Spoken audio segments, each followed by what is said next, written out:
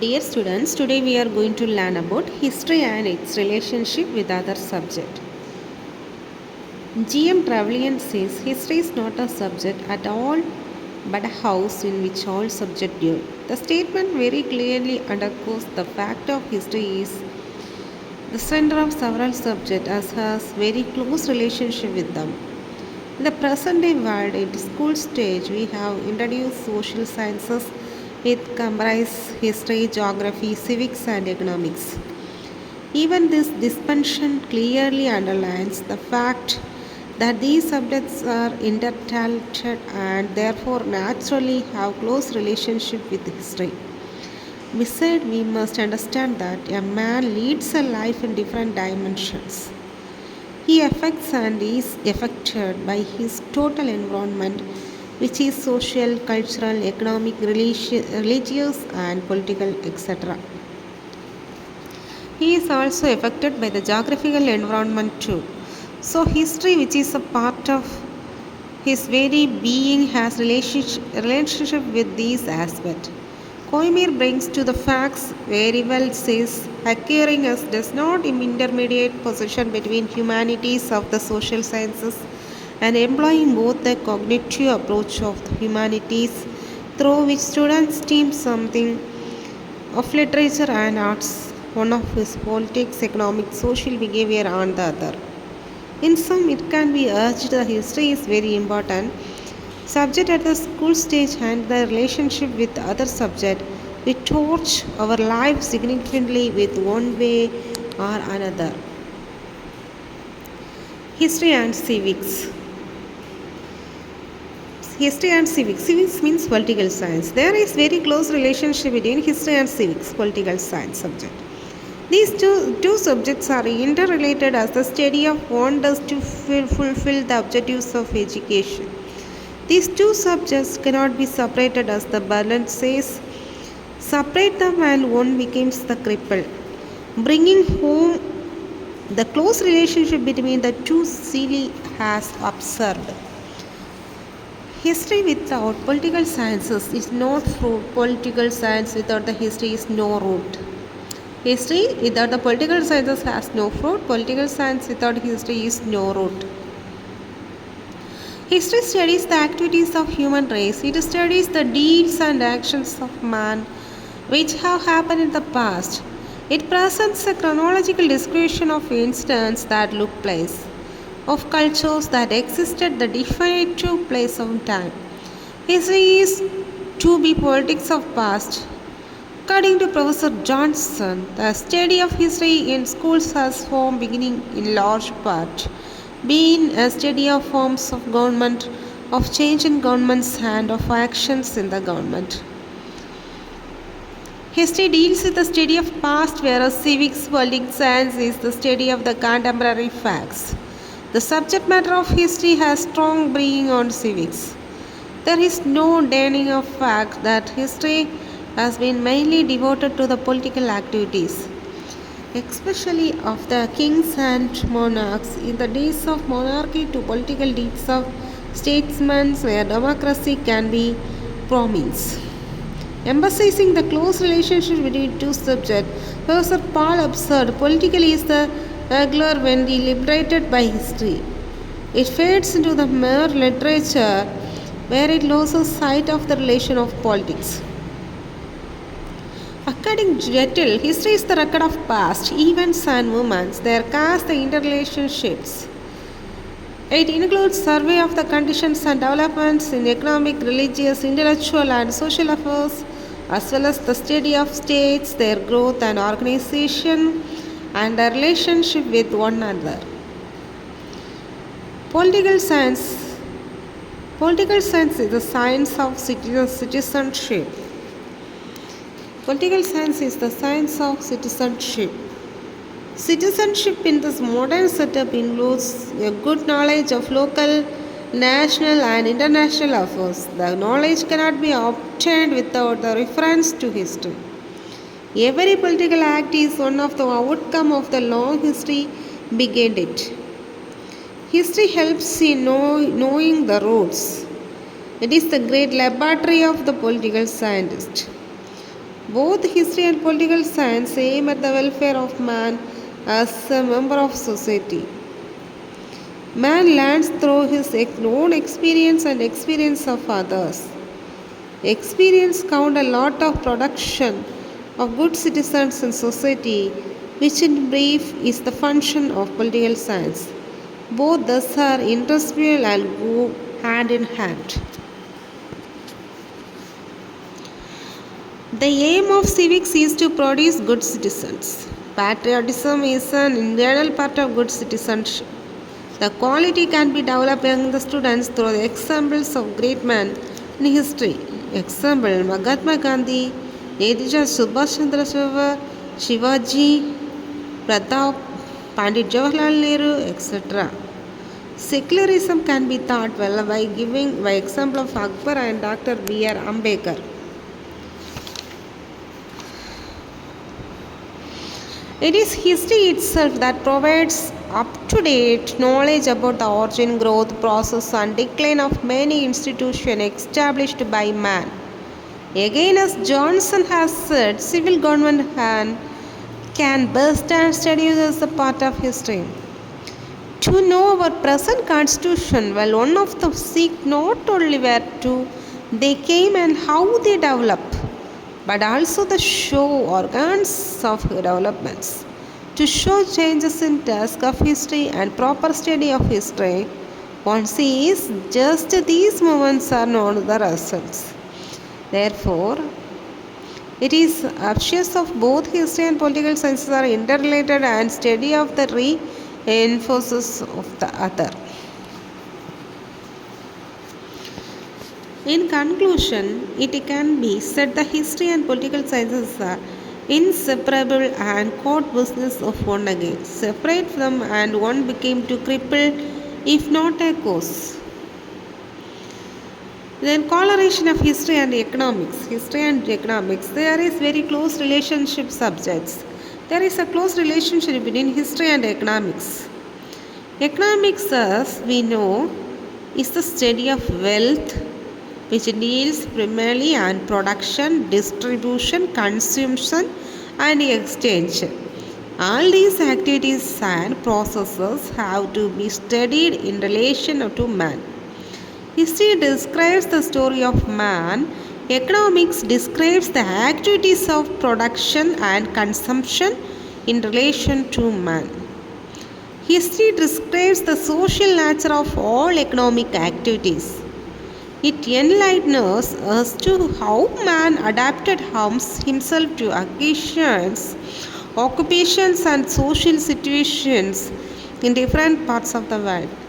In different periods in history, analyze the growth of economic institution and establishment of economic theory can be a substantial part of almost every secondary school history course. The history of past economic events throw an important light on present economic politics and help to the formulation and verification of various economic laws and theories. A majority of political problems, when analyzed, were found to be external economic problems. The French and Russian revolutions had been the outcomes of economic factors. It was an attempt of common man to free himself to the economic strain of kings. Similarly, the Suez Channel issue the one of the political issue by relative of economic issue.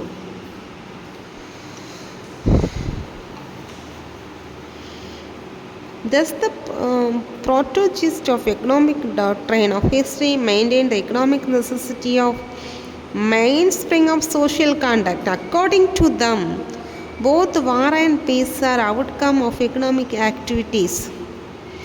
It has been widely accepted that history is comprised of three main factors. For example, political, social, and economic factors. They equally contribute in unfolding the story of human life.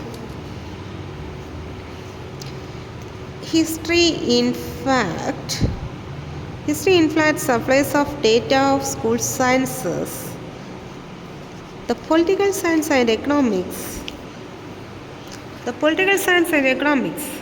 All reforms, whether social, economics, or political, must have to be violent or complete break with the past, but should be carried on the occurrence with the national traditions and attitude of people considered as reflected to their history.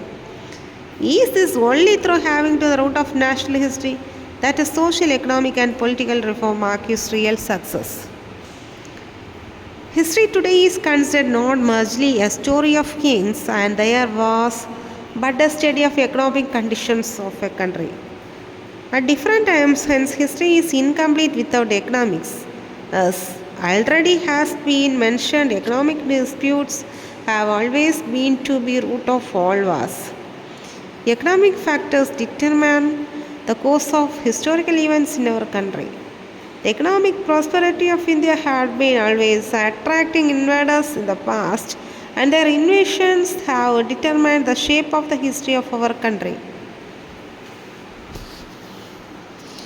History tells us how different nations adopting different economic policies have achieved the aims of the economic development. Hence, the economic policy of country plays a great role in shaping its history. All the developed countries of the world lay great emphasis on farming good economic policy. They base their present economic policies on their economic policies of the past and make them guide for the future economic policies.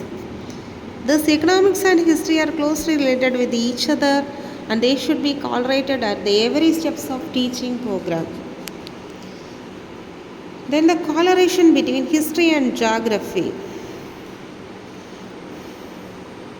History and geography. History without geography is the picture without a frame. The history of the country has no meaning unless it has some references to particular place, shape and geographical conditions of that country. The study of the events in time comes under the domain of history, while the study of space comes under the domain of geography. Both history and geography exercise their influence on all factors which are human and physical. According to Immanuel Kant, says that has right definitely and spare of history and geography. The description according to the space is geography. History differs from geography only in consideration of time and area. The former is report of phenomena which follows one another and refer to the time. The latter is reported to the phenomena beside each other in space. History is narrative, geography is descriptive. Geography and history fill up the entire circumstance of perceptions. Geography that space, history that of time. Geography is space, history that of the time.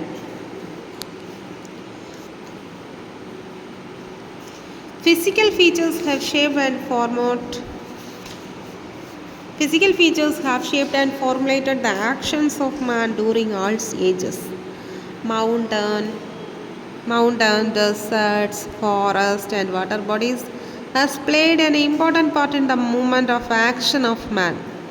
In case of the history of India, Panikkar has rightly recorded that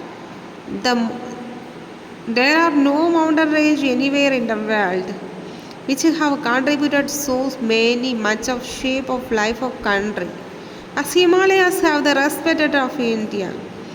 In words of Humayun Kabir, physical features show sharply marked all of the rest of Asia that attempts either to divide to the country or to expand to beyond natural fortresses have invariably failed. Dr. V. A. Smith says that history and geography are the sine and moni, the right eye and the left eye of all chronology. It can be indicated with the help of the following example. That means example, 3 famous battles were found in Panipat because of the geographical conditions of this area. The invaders were forced to avoid their routes to Delhi because the presence of Thar deserts and Aravalli hills of the east and Shivgali Hills in North India. Shivalik Hills in North India. The vastness of the country of lofty mountain ranges of the Himalayas, the fertile Indo-Gangetic plains, the sacred river valleys of Indus, the Ganges and Jamuna, monsoon climate, etc., have all control of the affected the events of Indian history. The Himalayas have served as the unpenetrable barrier and saved the country for the invasions of the north of Mongols and Chinese. Because of the presence of Vindhya and Satpura ranges, the Thar deserts, the Malwa Plateau, the Chota Nagpur Plateau, the southern part of India enjoyed immunity from the political and cultural conquest of Islam and hundreds of years. The physical features and climate conditions also produce a distinct influence upon the people of the region. For instance, of the Scottish people are steady because of the hilly area and the extreme climate of Scotland. Similarly, the people of Punjab are steady because of the extreme climate. But people living in the Indo-Gangetic plain are the essence loving because of the moderate climate. Geography determines the historical events of the country. Example, if Germany was defeated on the soil of Russia during the World War II, it was mainly due to the cold conditions of Russia. Aurangzeb could not succeed in holding the southern part of India under his control for a long time because South India is the cut off from the North India by mountain ranges and unawareness of the surface conditions helped the people to the South India to organize guerrilla warfare. Geographical conditions are the main factors in development of civilizations and cultures. Various civilizations flourished in various parts of the world in the past owing in geographical conditions. All the civilizations of past flourished in warmer climate or spread the colder climate later on. The Egyptians and the Arabs specialized in very great astronomical and mathematical attainments only as the result of desert. Where the caves helped them to know the astronomical phenomena. Hot areas of the world remained backward because of such a climate produced full of habits of unhealthy conditions which in turn prevent any progress material or spiritual. On the other hand, the great plants of the world, most especially the river valleys of the world, have been cradles of the civilizations in the world, such as Indus Valley civilizations as in Nile civilization.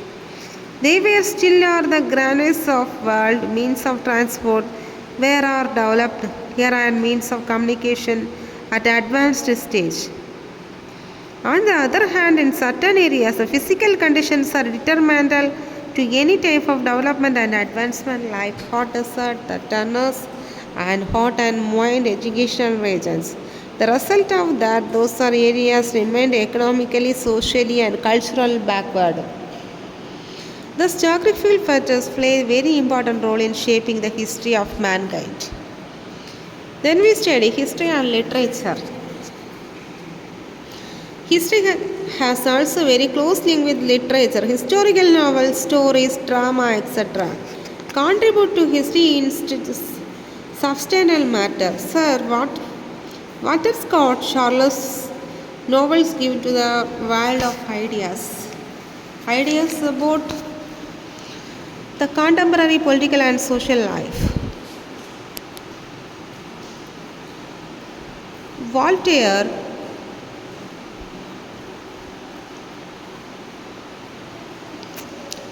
dramas and Alexander Dumas novels draw richly from the historical facts. War and Peace is another great example of such literary works of highest order. The authors, with their powerful imagination and literary style, influence life to the story. The description, narration, and de-listening of characters are supreme. So the historical events with the flair of imagination as well as input a fiction in them, which is the within the fluent of man literature have been presented to us. Even our literature is replete to the powerful and outstanding novels, dramas, and stories based on the historical events. So, in fact, literature draws very widely from history. On the other hand, historian draws a lot of information for these historical works because even though they are fictions, yet sometimes they are based on some historical facts or events. Moreover, they supply to the historian a lot of information about the contemporary social, economic, and cultural life.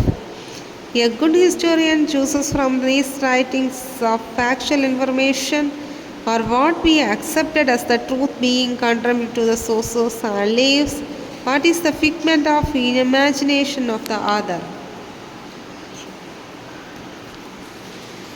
Thus, in one way, the historian supplements the information of these literary works and something, reinforces the historical facts basis on what he kinds the literary works. Therefore, the mutual relationship between history and literature is well established fact.